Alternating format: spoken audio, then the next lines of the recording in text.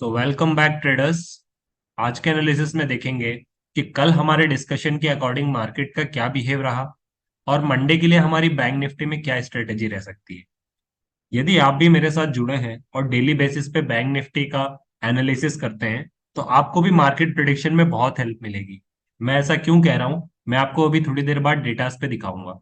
देखिए, कल अगर हमारे साथ आप जुड़े होंगे और आपने एनालिसिस किया होगा तो हमें पता चल गया था कि मार्केट कंसोलिडेटेड फॉर्म में रहने के ज्यादा चांसेस है। और आज आप देखेंगे पूरे दिन मार्केट एक कंसोलिडेशन फॉर्म में ही रहा।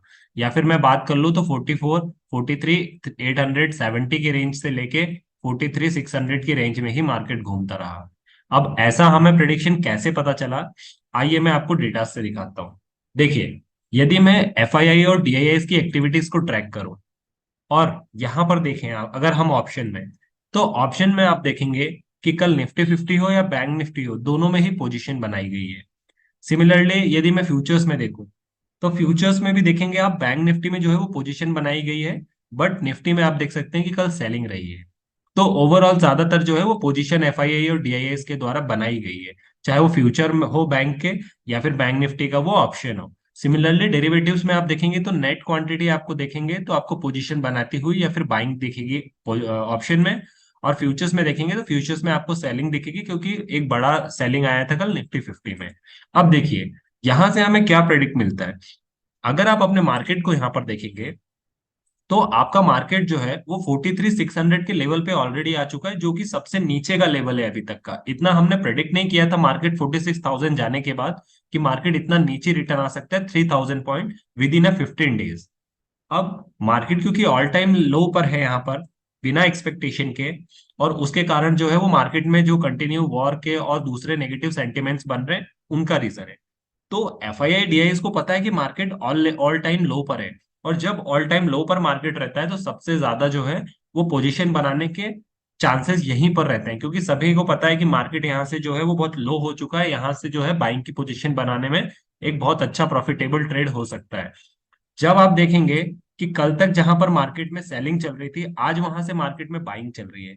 तो आप खुद सोचिए कि एक साइड मार्केट कंटिन्यू वीक है और नीचे गिरे जा रहा है, उसके बाद मार्केट के पास ऊपर जाने की कोई भी पॉजिटिव न्यूज नहीं है, और यहाँ पर F I I D I जो है वो बाइंग करना चालू कर दे, तो मार्केट नीचे जाने की पॉसिबिलिटी है।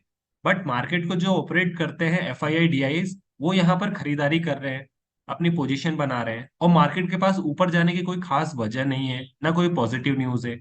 तो ऐसे में क्या लगता है आपको कि यहाँ पर अगर वो अपना पैसा लगा रहे हैं तो मार्केट इसके नीचे जाने देंगे F I I D I? क्योंकि मार्केट को चलाने वाले तो वही हैं। हम जो रिटेलर है ऑप्शन बायर, हम मैक्सिमम 10,000 20,000 1 लाख 10 लाख ऐसे ट्रेड कर सकते हैं। बट बड़े ऑपरेटर्स करोड़ों में ट्रेड करते हैं। तो मार्केट ज्यादातर उनके अकॉर्डिंग चलता है, और यही रीजन है कि बोला जाता है एज एन ऑप्शन बायर यदि आप वर्क कर रहे हैं तो आपको उनके साथ हाथ मिला के चलना है, तो ही आपका मार्केट में जो है वो पैसा बन सकता है। सो यहाँ पर अगर वो यहाँ पर बाइंग कर रहे हैं तो क्या वो अपना पैसा डूबना देंगे मार्केट को नीचे जाने के लिए? तो मार्केट यहाँ से नीचे नहीं जा सकता क्योंकि यहाँ पर उन्होंने बाइंग स्टार्ट कर दी। सिमिलरली मार्केट के पास ऊपर जाने की कोई वजह है नहीं। तो डेफिनेटली मार्केट एक रेंज बाउंड में होकर ही रहना था, और वही सेम आपको दिखा। और ये आप यहाँ के डेटा से कंप्लीटली चेक करके एफ आई डी आई की एक्टिविटी प्लस ऑप्शन ऑप्शन चैन आप यहाँ से पता कर सकते थे कि मार्केट का बिहेव क्या रहने वाला। और मैं खुद भी मार्केट का बिहेव ऐसे ही प्रिडिक्ट करता हूँ। यदि मैं आपको सिमिलरली ऑप्शन चेन पर ले चलूं और यहाँ पर दिखाऊं तो आप देखेंगे कि हमारा मार्केट 43 700 के आसपास था कल, और आज भी यहीं पर है। यदि मैं आपको पुट साइड दिखाऊं तो पुट साइड आप देखेंगे, और मैं सबसे मेजर सपोर्ट की बात करूं तो आपको कहां पर दिखेगा, तो वो आपको दिखेगा 1,42,000 कॉन्ट्रैक्ट के साथ 43,000 के स्पॉट पॉइंट पे। बट हमारा मार्केट यहाँ पर है और बार बार 43,600 का 43,600 का सपोर्ट ले रहा है, जो कि 1,28,000 कॉन्ट्रैक्ट के साथ है। हमने पहले भी कल डिस्कस किया था कि यदि किसी कारणवश से 43,600 का लेवल टूट जाता है तो मान के चलिए कि मार्केट डायरेक्ट 600 से 700 पॉइंट फॉल दिखाएगा और डायरेक्ट जाकर सपोर्ट 43,000 पे लेगा, जो कि एक बहुत ही बड़ा फॉल माना जाएगा। और किसी कारणवश यदि मैं आपको कॉल साइड दिखाऊं तो कॉल साइड आप देखेंगे कि मैं मेजर रेजिस्टेंस की बात करूं तो 1,51,000 कॉन्ट्रैक्ट के साथ मार्केट 44,000 पे मेजर रेजिस्टेंस लेकर बैठा है। इसका मतलब ये है कि यहां से भी हमें पिक्चर ये क्लियर होती है कि यहाँ पर 1,28,000 कॉन्ट्रैक्ट है, यहाँ पर 1,51,000 कॉन्ट्रैक्ट है, मतलब मार्केट कहीं ना कहीं 43,600 से लेके 44,000 के रेंज के बाउंड में ही घूमने वाला है कल।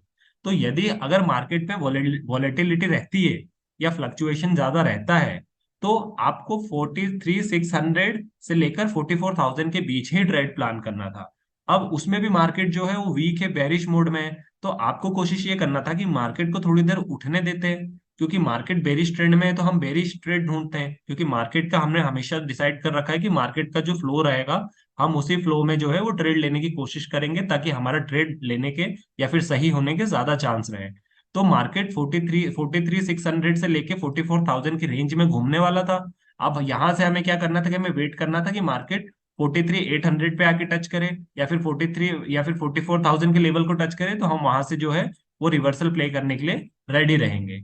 बस आपको पता चल गया कि रेंज मुझे 400 पॉइंट के बीच की मिल गई। सिमिलरली यहाँ से आपने ट्रैक कर लिया कि एफआईआई डीआईएस के जो डेटाज हैं वो ये बता रहे हैं कि मार्केट में बेरिशनेस है, बट कहीं ना कहीं उनकी बाइंग चल रही है। तो बुलिश होने के लिए, ऊपर मार्केट जाने के लिए कोई न्यूज नहीं है, तो मार्केट हो सकता है कि एक रेंज बाउंड में होकर रह जाए, क्योंकि जब ऊपर और नीचे साइड दोनों साइड इक्वालिटी हो जाती है, बराबरी हो जाती है, या फिर दोनों साइड मार्केट अपोजिट डेटा अलग बोलता है और मार्केट का ट्रेंड अलग बोलता है, तो ऐसे में मार्केट जो है वो कंसोलिडेटेड फॉर्म में जाने के ज्यादा चांसेस रहते हैं। तो यहाँ से सिंपली आप एनालिसिस करके निकाल सकते थे कि हमारा जो आज का मार्केट है वो कहीं ना कहीं जो है वो कंसोलिडेटेड फॉर्म में जा सकता है।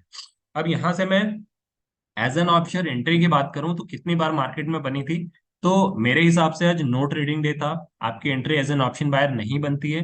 फिर भी यदि आपने ट्रेड लिया होगा तो सिर्फ एक जगह थोड़ा सा ट्रेड मिलने के चांसेस बने थे, और वो बने थे जब मार्केट ने 43,890 के लेवल को टच किया था। क्योंकि मार्केट वीक था तो हमें बेरिश ट्रेड लेना था, हम वेट कर रहे थे कि मार्केट या तो 800 या 900 या फिर 44,000 के लेवल को टच करे, तो उसके अकॉर्डिंग हम रिवर्सल रेडी रहेंगे प्ले करने के लिए।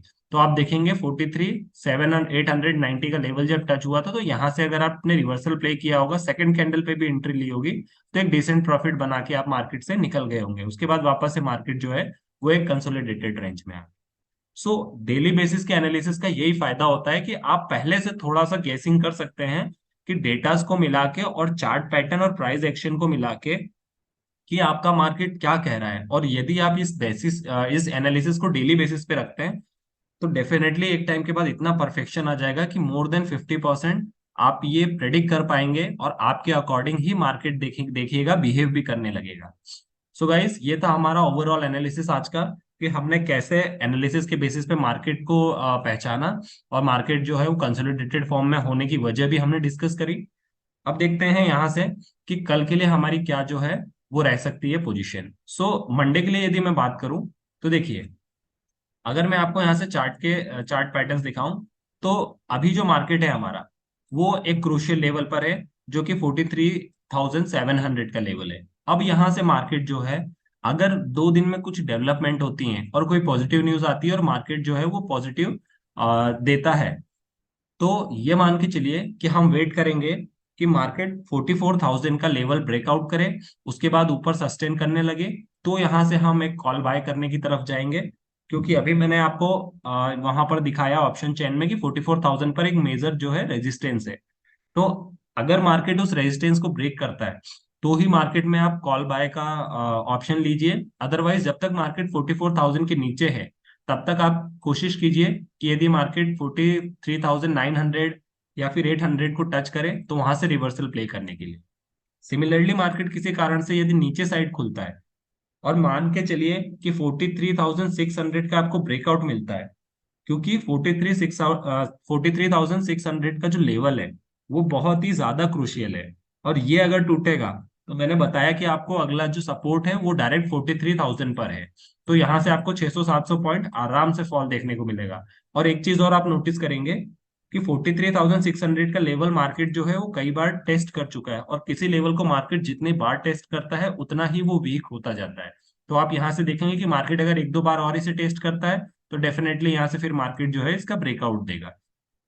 और सिमिलरली यदि मार्केट किसी कारणवश फ्लैट ओपन होता है तो आपको वेट करना है कि 43,600 पे जो है यहाँ से या तो आपको ब्रेकआउट मिले, या फिर मार्केट ऊपर किसी लेवल पर जाकर वहां से रिजेक्शन दे, तो आपको रिवर्सल के लिए प्ले करना है। यदि मार्केट रिजेक्शन ना दे और डायरेक्ट ब्रेकआउट्स देता चला जाए और 44,000 पे जो है वो यहाँ पर आकर सस्टेन करने लगे, तो आपको कॉल की तरफ देखना है। वरना अभी के ट्रेंड के हिसाब से आप बेरिश मोड में ट्रेड करेंगे, भले आपको एक ट्रेड मिलेगा, दो ट्रेड मिलेगा दिन का, बट वो प्रॉफिटेबल रहेगा। और एज एन ऑप्शन बायर ज्यादा ट्रेड करने की बजाय प्रॉफिटेबल ट्रेड करना ज्यादा मैटर करता है। सो आई जस्ट होप कि वीडियो आपको इन्फॉर्मेटिव लगी होगी और आपको एनालिसिस से काफी ज्यादा हेल्प मिलती होगी अपना ट्रेड प्लान करने में। अपने अकॉर्डिंग अपने लेवल को मार्क कीजिए। वीडियो इन्फॉर्मेटिव लगी हो so do like and subscribe to my channel. मिलते हैं अपने अगले डिस्कशन में, तब तक के लिए साइनिंग ऑफ।